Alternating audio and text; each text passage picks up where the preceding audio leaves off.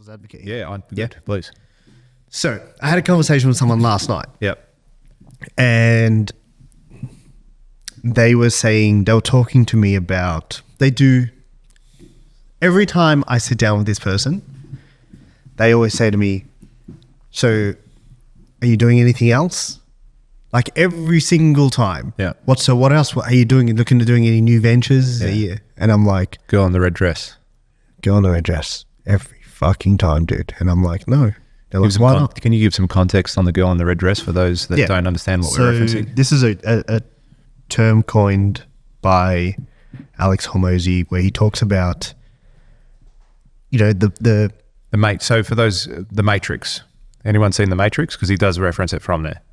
It is, yeah. It's from the Matrix. So when Neo, in Matrix, the very first one. So when Neo goes into the Matrix for the very first time, or the computer system for the very first time, he's walking down the street with Morpheus. And then as he's walking down, a really attractive, hot woman, everyone's wearing like dull colors in the simulation, just plain clothing, nothing bright. Then there's this really blonde, attractive woman in a bright red dress that walks by.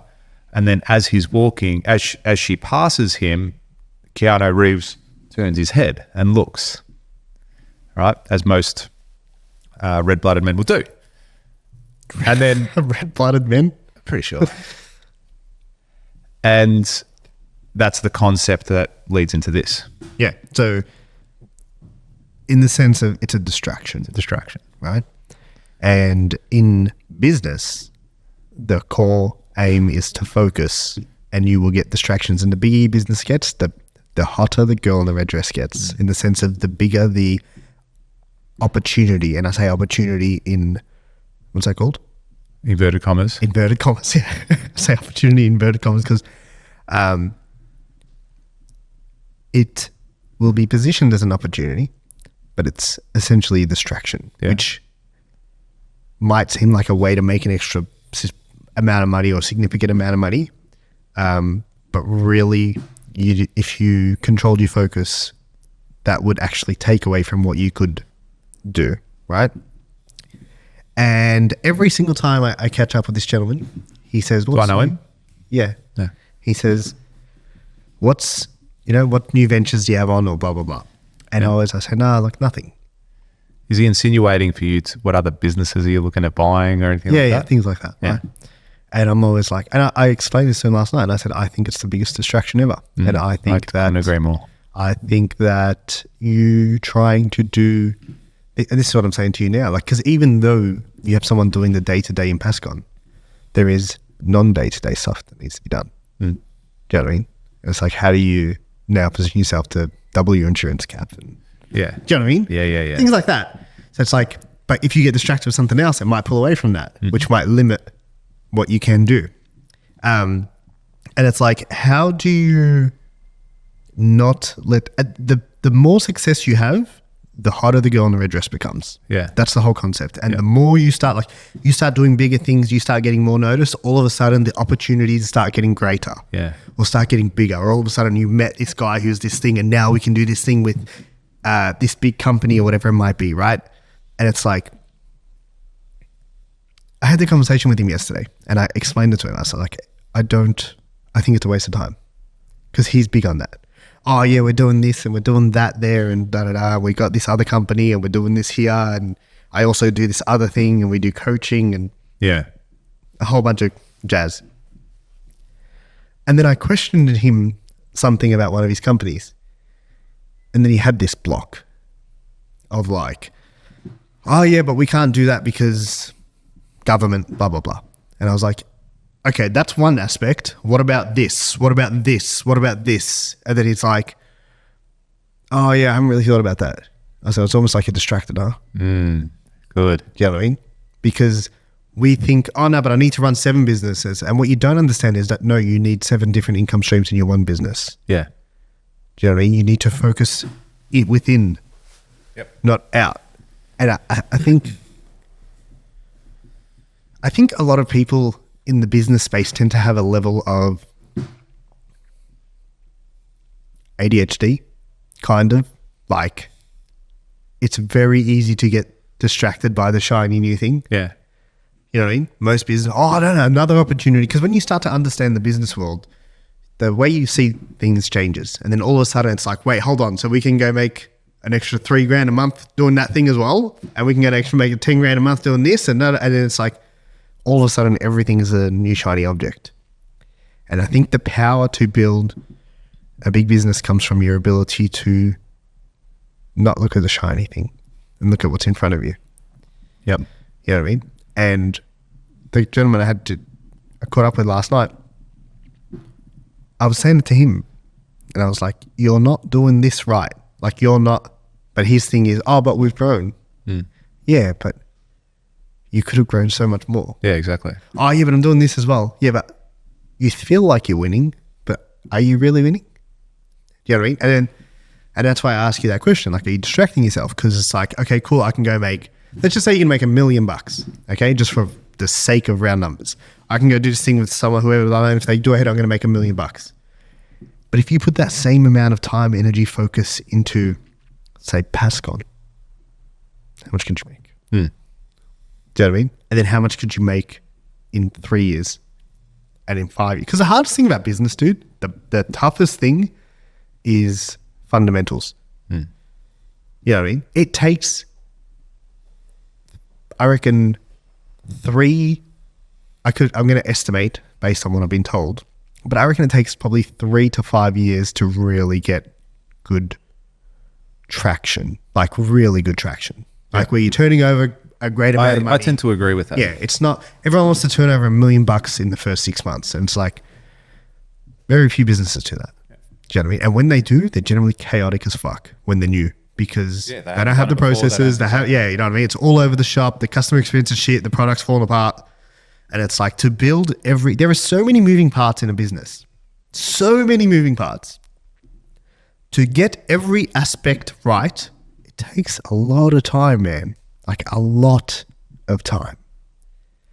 I feel like I've changed your mind. No, I just wanted to let you talk. Yeah. And I think, you got to ask yourself that question. Yeah. I hear what you're saying. Yeah. And I did think because we've had these conversations, it's questions I've asked myself when I'm walking without the headphones. Okay. So what's the difference? Why don't I just do this myself in my own business? Because it is a bit of business integration, what I'm thinking, putting this offer forward to them. And it's already leveraging what I'm doing now in my own business, but with someone else and solving their problem at the same time. And also ensuring my own, like it ensures a level of income for Pascon as well. And there's restrictions, say with myself at the moment, I've got the restrictions with insurance cover. So I've got a decent amount of cover, a lot more than a lot of builders. And I'm going to go and actually apply to double it. As soon as my accountant finishes the end of financial year reporting and all that sort of stuff, I'm going to submit all the paperwork and go and literally ask for about $40 million worth of cover for insurance. I don't think they'll give it to me, which is fine. But more often than not, yeah, that's right. I'm asking for significantly more than I anticipate to get. Yeah. But I'd rather ask for 40 than ask for 20. Do you know what I mean? Get it. And them give me 30. And then I say, I ask for 20 and they give me 18. Do you know what I mean? Because that's what I did last time. I asked for a ridiculous figure and they ended up giving me a lot more than I thought that I needed or that I thought I would get. So my intent this time round is to go, cool, I want to, because I actually had a person call me this week. I think it was on Tuesday. He had a project in Keilor East, 42 townhouses. Big job. It's a $30 million project. Can't do it. I can't take it on because I don't have enough insurance. And I said that to the guy. I said, listen, the problem you're going to face now is you're going to be looking at some builders your pool of builders that you can select are going to be small because there's not that many that have that level of home warranty insurance. And then the bigger guys don't want to touch townhouses as well. But it made me think as well, look, I can't take that project on. I would like to, because it's no brainer. Like it's not a difficult thing to do. It's very much cut, rinse and repeat.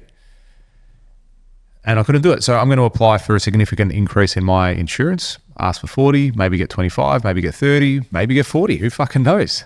You know, I've been doing this for 10 years now. I've got the track record of delivering high-end projects, high-value projects. I'm probably the ideal candidate for them to give the money to. I'm the type of builder they need in the industry to fucking be delivering projects. But I couldn't deliver that job. So I actually turned it down. I said, look, mate, sorry, I can't help you in this instance. And also, even the insurance that I've got now, I'm using on other projects. I'm going to be maxed out pretty soon. So that is a problem in itself. So let's assume I don't get the insurance cover. Then this venture that I'm looking at, I think is going to be very beneficial for me and the company, because I can leverage other people's resources too. But anyway, the whole point of what I'm saying with this is I don't think I'd be thinking that opportunity, I don't think would have presented itself or would have come up had I not been doing something different in the first place. And I don't believe it'll be a distraction because it's going to be a lot of what I'm doing anyway. And it's in the same industry. It's doing the exact same shit. It's still construction. Yeah. I think if anything, in all honesty, if this deal falls through, very likely that I'd take a big step back on Builder Elite. If it goes through. Yeah. It would just have to. I just won't have the time to do that. Or it just turns out that I go, cool, you want to be mentored by me? Great, I can show you now. It's now $50,000. Yeah. Or, yeah, there's ways to... Yeah, there'll be still ways to do it. And I say, this is what you get for that period. Whether you do or don't. That's right. This is what you get. This is how you do it. But then I've got even more credibility then. Because I'm like, hey, guys, I've got... Let's just say, because I was still, regardless of whether this deal falls through, I'm still applying for that insurance cover. So I get it. Cool, get 40 mil. Let me show you how I did that. Let me show you how everyone here is scratching around to try and get 2, 3, 5 million cover. Let me show you how I got 40. You don't think that's worth you don't think that's worth paying me $50,000 for? So I can 10x your business or 10x your potential earnings, your capabilities. Now, on top of that, let me show you how I've got net profit of X amount of dollars. Let me show you. You don't think that's worth $50,000? Just throwing $50,000 out there now, just as a round number. But this is where people are doing the same shit, thinking about the same things and not getting those results. Fucking even Metricon. At some stage, he was building the same amount of houses as I am. At one stage of his career, he was doing the exact same turnover as me. Yeah, I think people don't think about that. Like McDonald's had one store. Yeah. Do you know what I mean? People don't. We fail to. We just look at things in too much of a small. Like we look at the now. We look at the now too much unconsciously. Yeah. Do you know what I mean? When we should be looking at the now consciously and taking in everything unconsciously. But we don't. We're not awake consciously, and we're just, the unconscious is just on what's in front of you right now. Yeah. And I think that's the game changer. Who's to say Pascal can't do 3,000 homes a year? Yeah, that's right. Do you know what I mean? Totally right. Or, 300 homes or whatever it is. Yeah, that's it. That's right. But this is where I'm saying, like, I feel that if I was to stay in my current position, I don't see where we're doing 3,000 homes a year. Me running the day-to-day operation of the business. Yeah. So I'd still have to step out and go, cool, you run day-to-day. I will look at how we get 3,000 homes a year. Yeah. I will look at how we structure this so that we can have a 100% growth each year. Yeah. Do you know what I mean? That's exactly right. To double the business year on year on year. Then that's when you get the GM and you go, cool, I need a CFO now. Yeah. Because he needs to take some stuff off your plate. That's right. Now I need to go get a fucking marketing manager. Yeah, and we have dedicated. That does dedicated brand. Dedicated team. Yeah. Or I'll just call you, hey, full-time, this person works for me, go get him. All right? That's it. I'll say to you, just get him up, just make it happen for me. I don't want to employ him. I want a dedicated team member from you to manage all the marketing. Yeah. He works on my account and my account only. What's that going to cost me? Yeah. What's that going to cost me? Say $200,000. Excellent. Here you go. And then you fucking sign the contract. But that $200K, and this is what I mean. People won't imagine someone spent $200K with you. What would that do for their business? And context, Robbie's in branding and digital marketing. It changed everything. Change everything. Within time. Yeah. And Not overnight. No, of course not. Yeah. Six-pack doesn't happen overnight. It's the thing. People are always looking for the quick fix, yeah? Oh, it sells. It's like, okay, Sexy sells. I could Sexy go, sells, yeah. dude. Do you know what I mean? I could go right now. I'm starting to get some good results at the gym. I've started to track my food and macros and like I'm really watching what I eat. I could go and get liposuction right now and get my six-pack. Why don't you? Because I feel it's cheating a little bit, and I want to work hard for it. I want to earn it. I want to say, no, I did that. I was disciplined enough to do that, and continue to do that. And then on the super yacht, Yeah, I also put think the sunscreen on my. it's not about the six-pack. No, exactly right. It's not about that look. Because I'm quite happy, not upset, but I want to say again, me when I'm on stage, when I'm even talking to my own team, how can I tell them to be high performers when I'm not a high performer?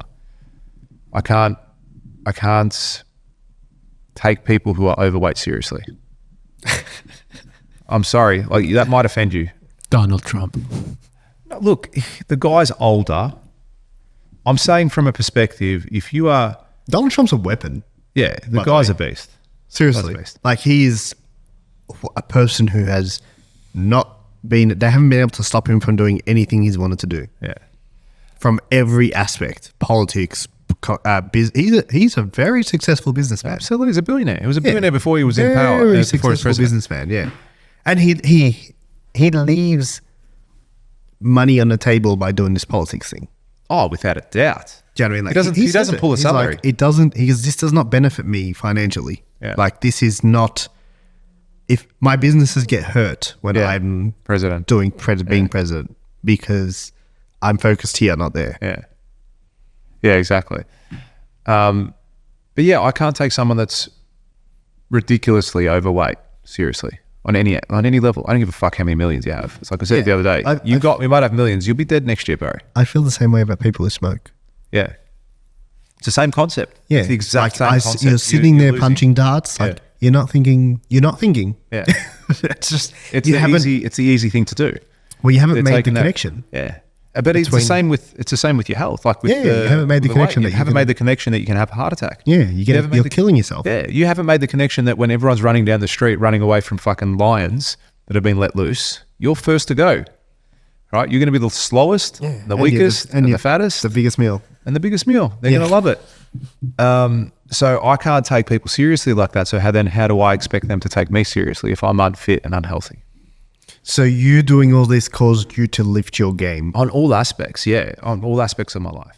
The work. So if you like this clip and you want to watch another one, click just over here. Or if you want to watch the full episode, you can click over here. Don't forget to subscribe to the channel and thanks for watching.